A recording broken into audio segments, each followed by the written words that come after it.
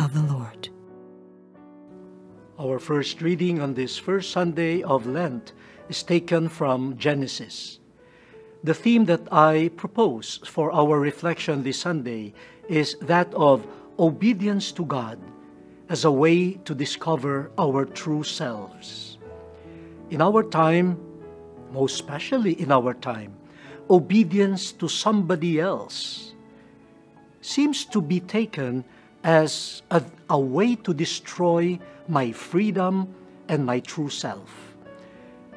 But the readings tell us that it is actually temptation that destroys our true selves.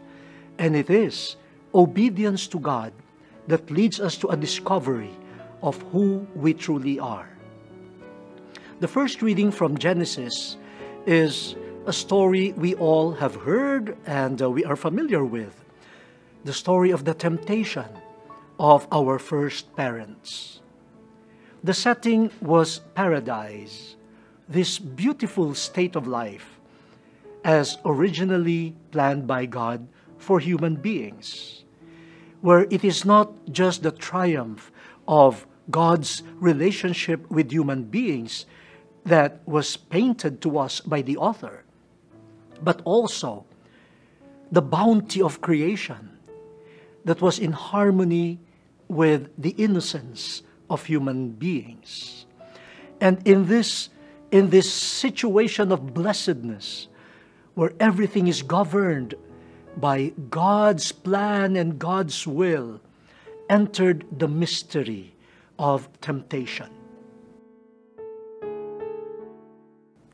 All of a sudden, the serpent, which is part of God's creation, used its cunning in order to offer to our first parents an alternative vision of being human and of human life. Temptation is an offer of an alternative option, how to be human and how to live. At first glance, the offer of the tempter, the serpent, looked reasonable.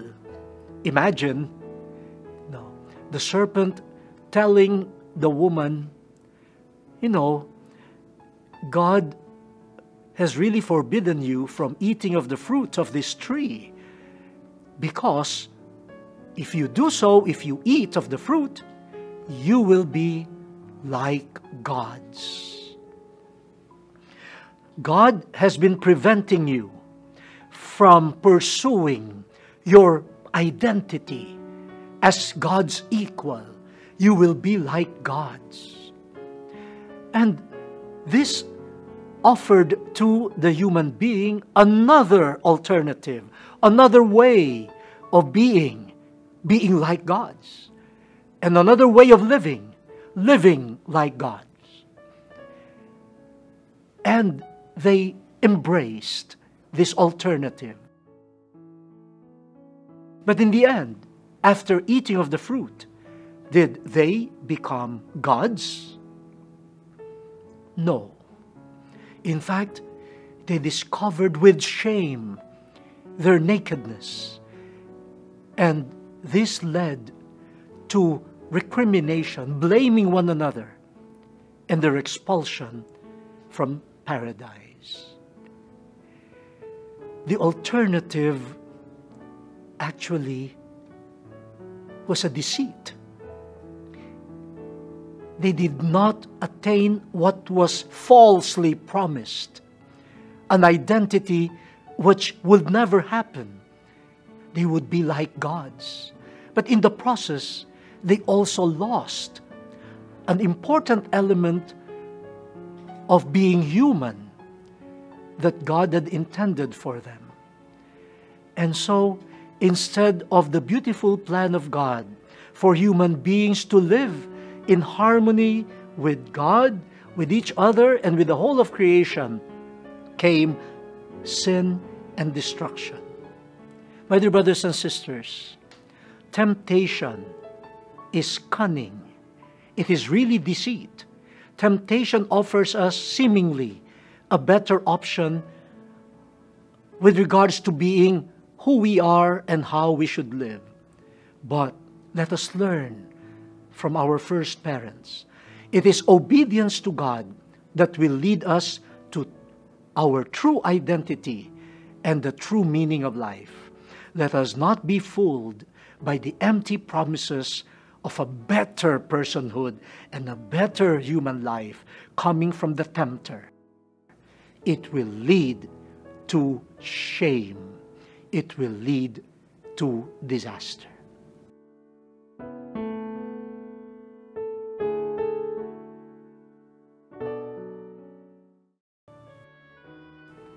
Our second reading on this first Sunday of Lent is taken from the letter of Paul to the Romans.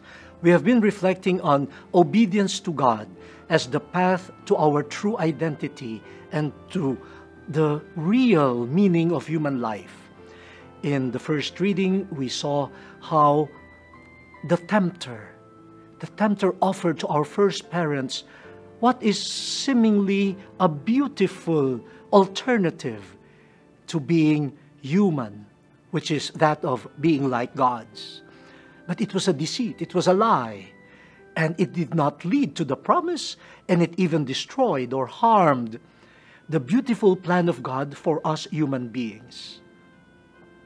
And St. Paul reflects on this reality from a total perspective of the presence of sin in the world. He tells us that due to the sin of our first parents, sin has changed not only their situation, but has changed the world. In a narrative form, Genesis tells us this. How after the sin of our first parents, sin really spread. You have brothers killing one another. You have pride invading a whole city, setting up the Tower of Babel, a monument of pride against God. And we see the many wars, the many atrocities. Sin entered the world. Sin was passed on. And with sin, death. Not only physical death, but the death of the plan of God, as it were, the beautiful plan of God for us human beings. And St. Paul tells us that through the sin of the first person, death has affected the whole world. Death has affected the whole of humanity. If you stop there, we can accuse St. Paul of pessimism. But St. Paul did not end there. God will never, never give up in the face of temptation and sin. Thanks to Jesus Christ. Thanks to Jesus Christ. We now have the offer of justice and acquittal. Through the first parents, judgment, condemnation, and death enter the world. And we experience it in our own lives. We struggle with it as individuals. We also struggle with it as a family and as a society. But St. Paul is telling us, but through this one man, the new Adam, Jesus Christ, the offer of grace remains.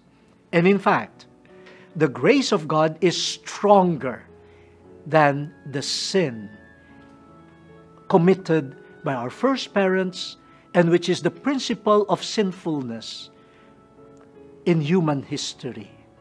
Thanks to the power of the obedience of Jesus, the Son of God, to the Father, the disobedience of our first parents has been healed. And the obedience of Jesus is stronger than the disobedience of our first parents. So there is hope for us. We may continue experiencing the allurement of temptation. And sadly, we also fall into sin.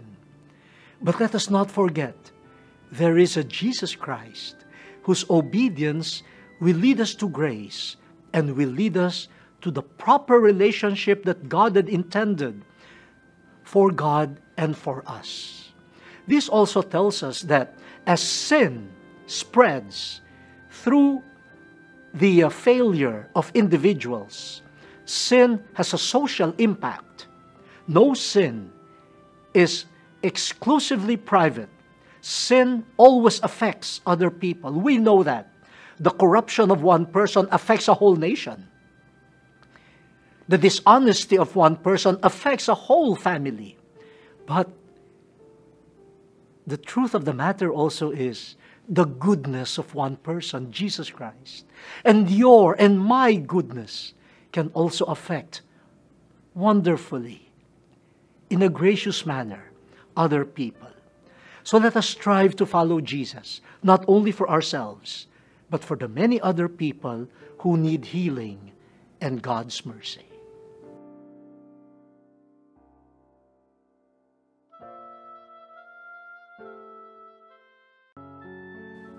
Our Gospel passage for this first Sunday of Lent is taken from St. Matthew. We have been reflecting on obedience to God as a way to discover our true selves. As I said at the beginning of this episode, we often consider obedience to God or submission to somebody else as a way of destroying, of curtailing human freedom and human identity.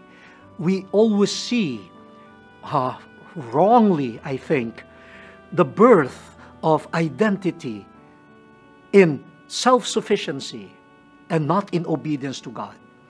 But the readings for today alert us to the deceit of temptation that may offer to us alternative ways of being persons. But that alternative means we should shun God. But in the end, the fruit is not really discovering my true self, but harming my true self.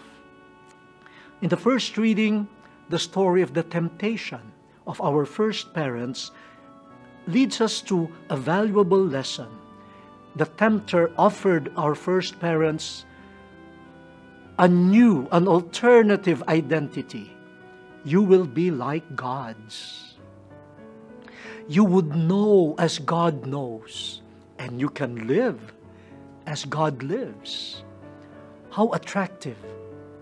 But when our first parents, in a way, obeyed the tempter, the promise was not fulfilled. They did not become gods. In fact, their human nature, which is rooted in their relationship with God, with each other, and with creation, was wounded.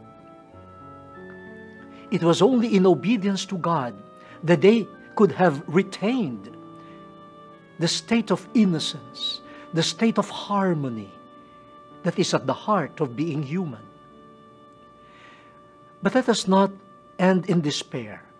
In the second reading from St. Paul's letter to the Romans, we see how the entry of sin in the world and death as its consequence happened through our first parents.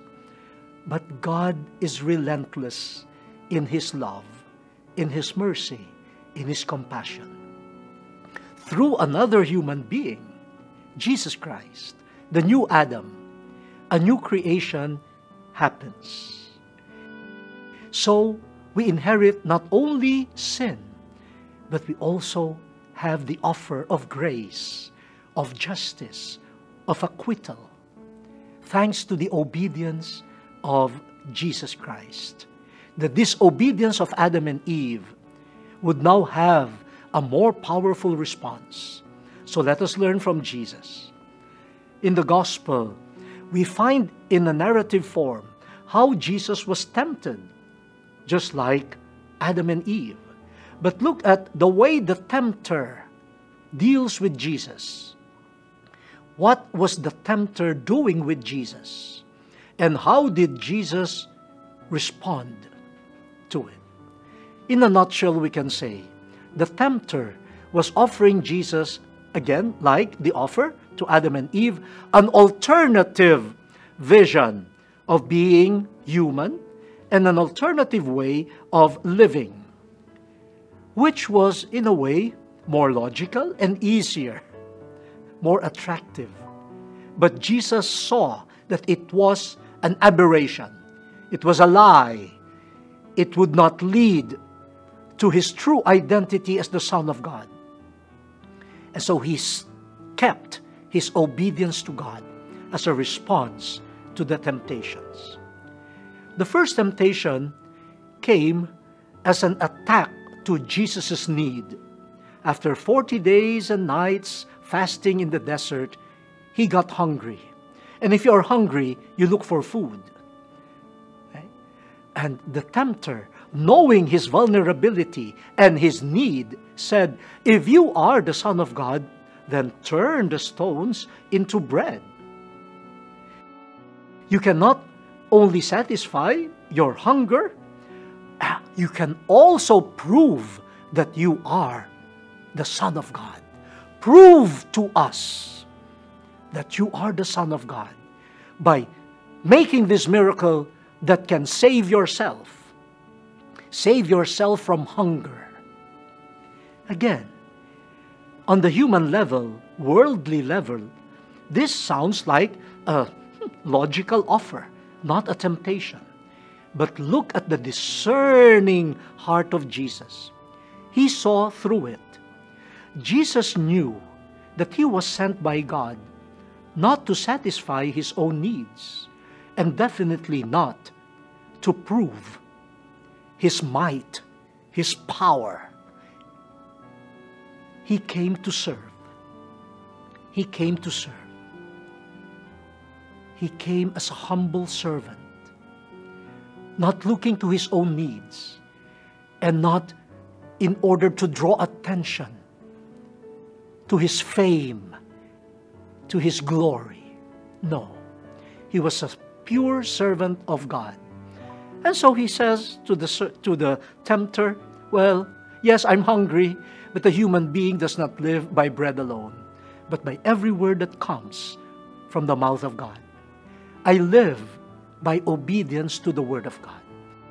That's his identity as son, not as someone who uses power to satisfy myself. That led the tempter to a second temptation. He seems to be saying, okay, you believe in the word of God. Now God said, no, the angels will protect you. So why don't you throw yourself down from the parapet and let God fulfill his word?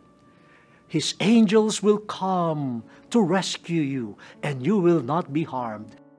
You see how temptation wisely even quotes the word of God. The tempter is telling Jesus, okay, I believe in you. You live by the word of God. Remember this passage? God said this. Now, why don't you let God fulfill his word? But Jesus saw through it. He says, you shall not put God to the test. You should not challenge God to prove his word. No, God is to be obeyed and not tested. How I admire the clarity of vision of Jesus Christ. Then came the third temptation. All the kingdoms and riches of this world will be given to you.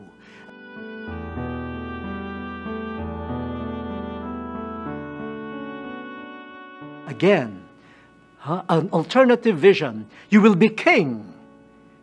But at what cost?